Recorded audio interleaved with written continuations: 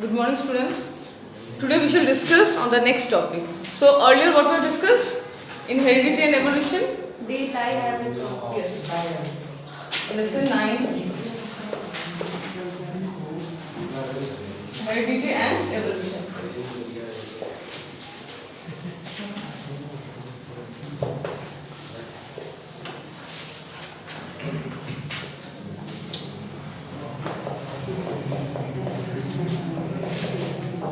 Yes. Now let us start the chapter. So in previous class we have discussed about the dihybrid cross. In that we have discussed about two characters. Okay, two characters what we have taken in the previous. Then round and yellow. That was the dominant trait, and what was the recessive one? Wrinkled and green. So these two traits we had taken and we had formed the gametes in F1 generation, then F2 generation, then we got the, what we got the phenotype? 9:3:3:1. That was the phenotype. So today we shall discuss how these traits are expressed. How these traits are expressed. Okay.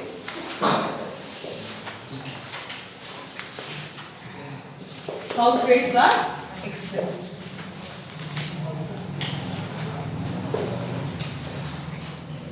As you all know, inside the cell,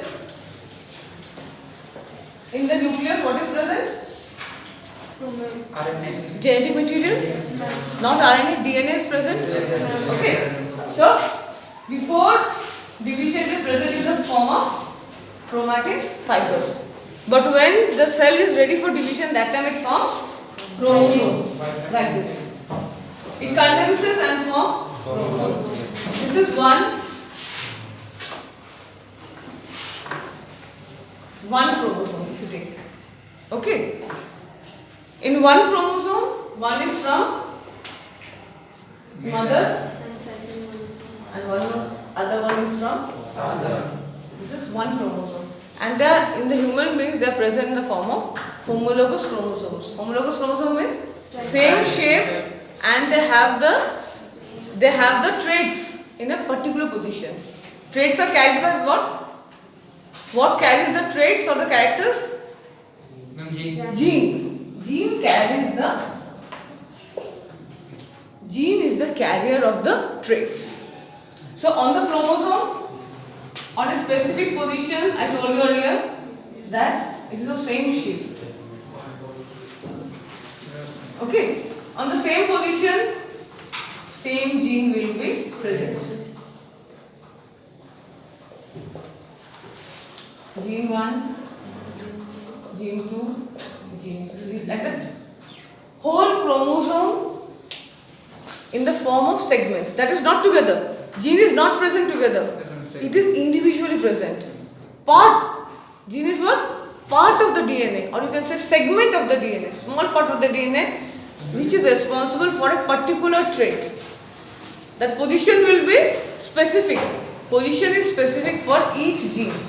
Okay, and if this gene, I told you, if it is for hair color, and here also it will be for hair color. Okay, same gene will be present in the same position.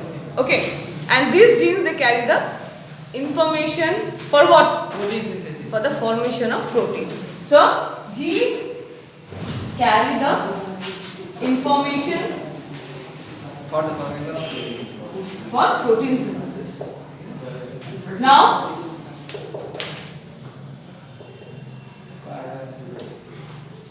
two things happens here. Inside the nucleus, what happens? The DNA that is present. Double helical structure. Okay. So, their backbone is made up of phosphate and sugar. And inside they have the nucleic acids, that is nitrogen bases. They have the nitrogen bases here. Here they have the nitrogen bases, and here they have the phosphate and the sugar. They have a backbone of phosphate and sugar. Here they have phosphate and sugar backbone. What is the sugar here? Deoxyribose. The sugar here is deoxyribose. Name of the sugar is deoxyribose. So here this backbone, it has phosphate and sugar molecules. And inside what they have? They have nitrogenous bases.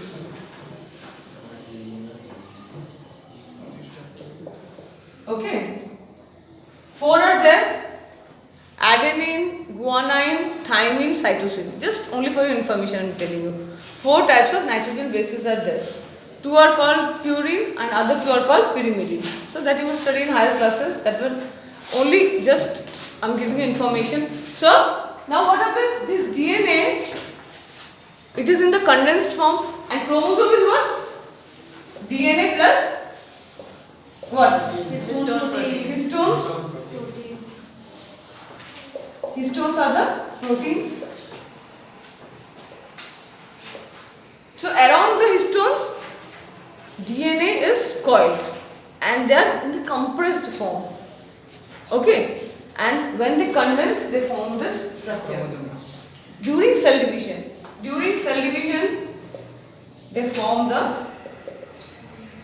they take the shape of the chromosome in the condensed form. Okay, here now all the bases and everything, why they are in the condensed form? So that everything is together and nothing moves out of the chromosome. Okay, in the condensed form it is there, so that it is easy to transmit in the next cell.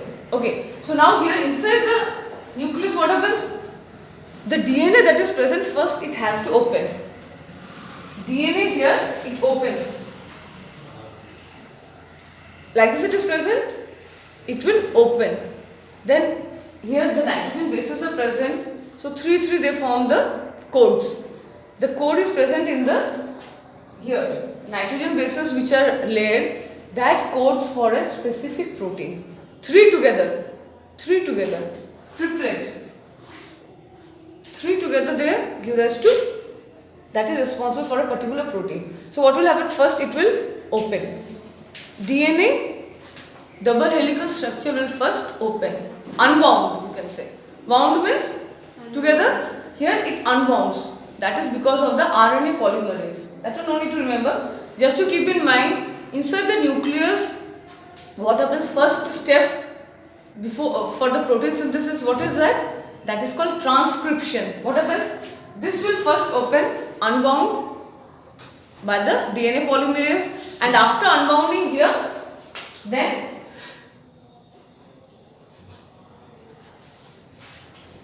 one sequence will be formed after unbounding. Only one side, and this will form mRNA.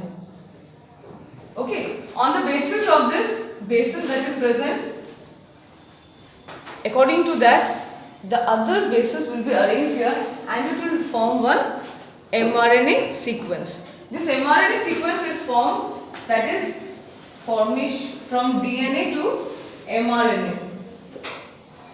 This is formation of mRNA from DNA. Sorry.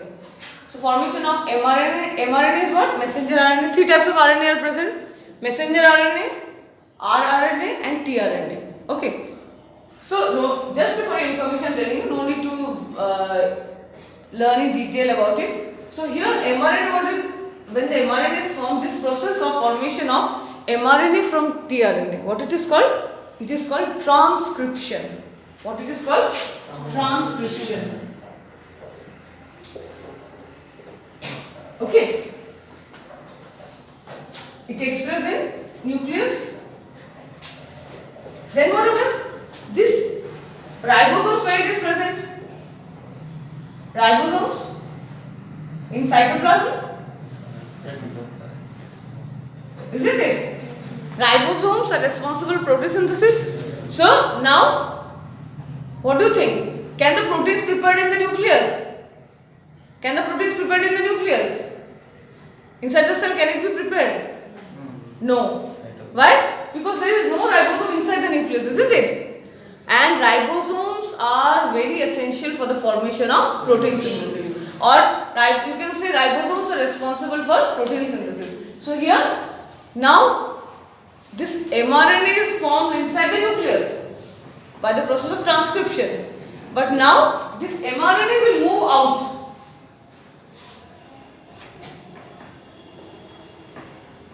Okay.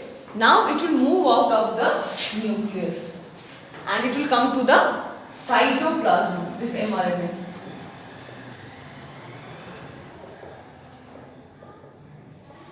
This mRNA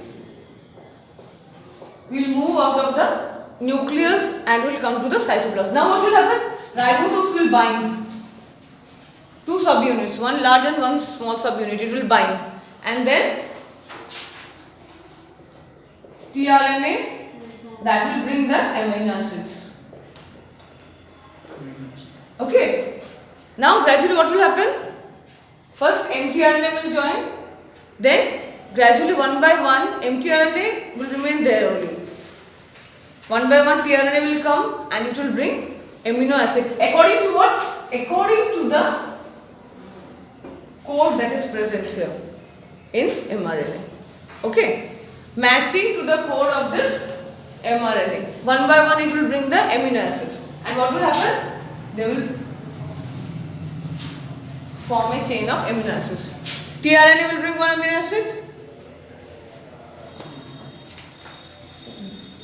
deposit there on the ribosome and the tRNA will go.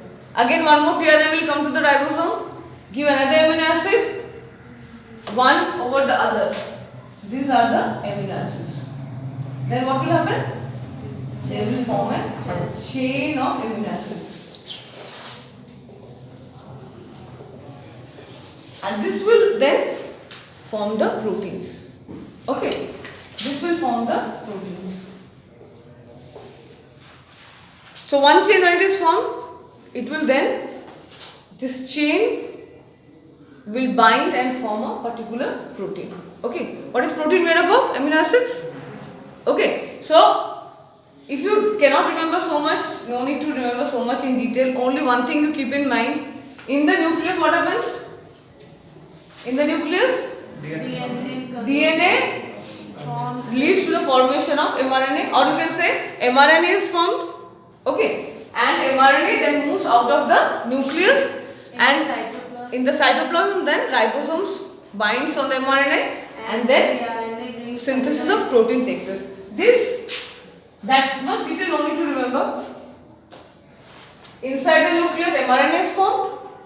Outside the nucleus in the cytoplasm proteins are formed. Over? That's all. So DNA to mRNA, that is called transcription. mRNA to proteins. This is called translation. Clear? So the process of formation of mRNA from DNA, what it is called? Transcription. Where it takes place? Inside the nucleus. And the process of formation of proteins in the cytoplasm, that is called translation. Okay. So if you don't remember that much, no problem. Only you keep in mind that protein synthesis takes place in the cytoplasm by the ribosomes. Over? This much is enough. Then, now one by one the proteins will be found and wherever it is needed then it will be supplied by the cells. This is how the protein synthesis takes place. Okay. So totally it is dependent on the DNA. What kind of bases are present?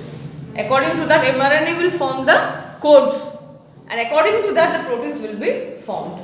Clear? So this is how the genetic information leads to the formation of proteins. Clear? Yes. So now in plants, this is in the animals, in the plants also, formation of the enzymes and the proteins takes place.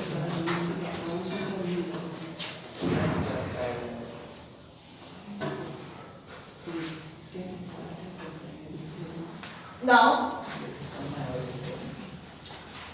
in plants also, hormones are responsible. So, For the formation of hormones, what are needed? Enzymes. And enzymes are what? Enzymes are also proteins. Okay. Enzymes are also proteins which enhances the rate of reaction. So this, for example, if you take the tallness, one character if you take, for a plant to be tall, what is needed? A particular hormone is needed for its tallness. So now this hormone will be produced by a particular enzyme. Particular enzyme will produce the hormone. If this enzyme is produced in large amount, then it will lead to the formation of more hormones. More hormones will be produced. As a result of that, what will happen? Tallness. The plant will be tall, more tall. Opposite, if it happens, less amount. If less amount of enzymes are produced in the cell of the plant, in the plant cell, then it will lead to less hormone formation, and as a result of that, it will be dwarf. Okay, this is how the trait are expressed. That is also everything. This enzyme, how much enzyme will be formed, or whether the enzymes will be formed properly or not. Everything is coded in the DNA. It depends on the DNA, what kind of information it is carrying or what kind of gene it is carrying. Clear? So according to the traits, DNA expresses and leads to the formation of different proteins, and the character is expressed. Understood? Now let us discuss sex determination in animals and human beings.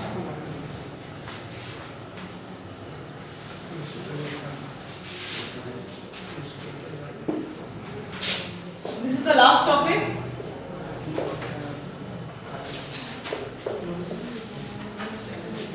Now, in this, some animals, in some reptiles, what do you find?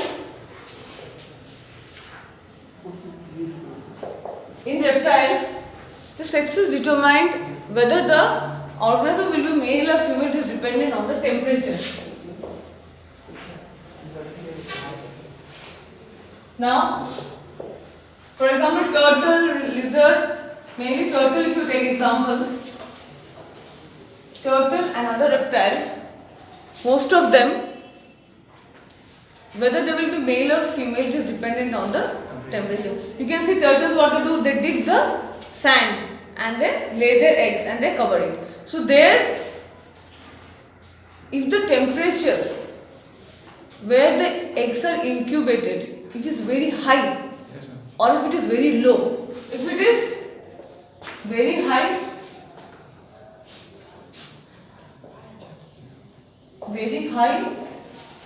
or very low, in case of reptiles, then what they do? Then they form male. Then that egg will form, that eggs will be hatched into males. Whereas if it is medium then female. Okay. So in case of some animals, you find that temperature decides the sex of the organism, whether it will be male or female. In case of snail, what do you find? They can change from male to female. All the young ones are male. In the snail, all the young ones are male. In the group, when they detach, then they may become female. But mostly they are males. Okay. So later on, if they wish, they can become female also. That depends on the attachment and detachment from the different organisms. Okay. So different organisms, they show different variation. Now about the human beings. In human beings,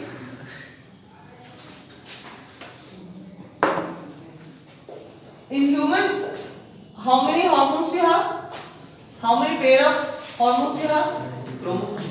How many 23 pairs. chromosomes you have? How many pairs of chromosomes? 23 pairs are present. Okay. Out of that, 22 autosomes. Okay. And one is sex chromosome.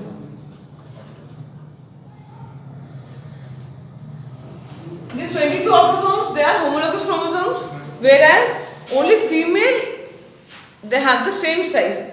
But in male, the X is larger and the Y is smaller in size. Okay. So in male, what do you find? They are not same. They do not have the homologous pair. Y chromosome is shorter or smaller than the X chromosome. So in human beings, what do you find? During the gamete formation. Where the gamete formation takes place? In the germ cells.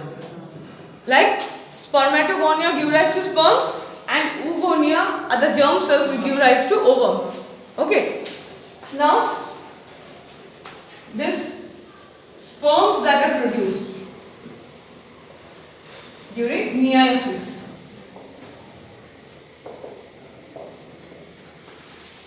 All the sperms will carry only one sex chromosome. Male, what are the chromosomes? X and Y. Y. When during the meiosis, okay, then there is during meiosis there is separation of X and Y. chromosomes. So here, sperms will have either X and sperms may have Y. Okay. So whatever sperms are produced, 50%. 50% will be X and 50% will be Y. Okay. Whereas in ovum in female, X and X. So after meiosis, egg will be X, only X chromosome. Only it will have X chromosome. Now, the gamete formation and the passing of the gamete in the progeny. How it is? Male XY, male and female XX. They will separate into X and X gamete. Okay, two gametes. Here they will separate into X and Y gamete. Now when they fuse, XX and second one also it will be XX. XX. Okay. And here YX. XY and X1. XY. So what do you find? There are 50% chances. 50% Chances of growth. male and 50% female. But what matters here? Here it matters which kind of chromosome is carried by the male gamete. So here in human beings, the sex is determined by the father gamete. It is determined by the father gamete, or you can say the gamete that is passed by the father. If it is X, then it will be female. If it is Y, then it will be male. So male determination is based on the father. Okay, which kind of gamete is carried by the sperm and which fuses. Clear? So this is about the sex determination in human beings. Okay, with this we end this chapter. In the next class we will discuss the question answers.